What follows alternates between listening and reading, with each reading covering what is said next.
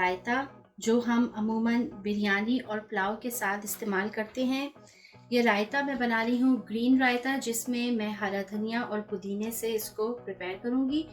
इसके इंग्रेडिएंट्स बहुत सिंपल हैं और ये बहुत जल्दी बनने वाला और मज़ेदार रायता है। आप इसके इंग्रेडिएंट्स प्लीज़ नोट डाउन कर लें।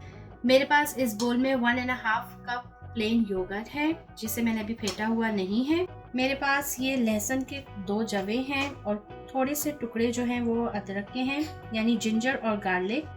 ये मेरे पास ग्रीन चिलीज़ हैं। ये ज़्यादा स्पाइसी नहीं है। अगर आप छोटी वाली ग्रीन चिलीज़ यूज़ करेंगे वो ज़्यादा स्पाइसी है और उससे रायता थोड़ा स्पाइसी हो जाएगा। आप चाहें तो वो भी ऐड कर सकते हैं। ये मेरे पास 1 टेबलस्पून के करीब है तकरीबन क्यूमिन। ये सफ़ेद ज़ीरे को मैंने हल्का सा सॉस पैन में टोस्ट कर लिया था। आप देख सकते हैं, अगर आप इसको टोस्ट करके ऐड करेंगे रायते में तो इसका फ्लेवर बहुत अच्छा आता है। और ये मेरे पास कुछ हरा धनिया और पुदीना है, जिसे मैंने वॉश करके इस तरीके से काट लिया है। अब हम रायता बनाना स्टार्ट करते हैं। मैं सबसे पहले कोरिएंडर और मिंट ऐड कर रही हूँ, यानी हरा धनिया और पुदीना। ये मेरे पास ज़ीरा है, ये ऐड कर रही हूँ।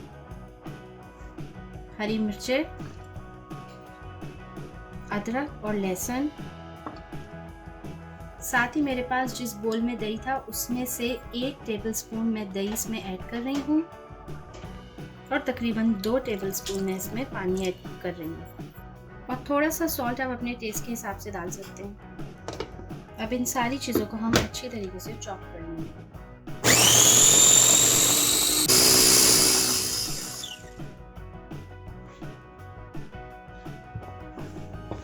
ये देखें, ग्रीन रायते के लिए ये चटनी रेडी हो गई है।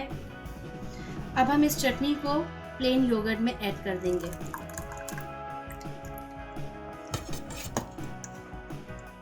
और अच्छी तरीके से इसको मिक्स कर लेंगे।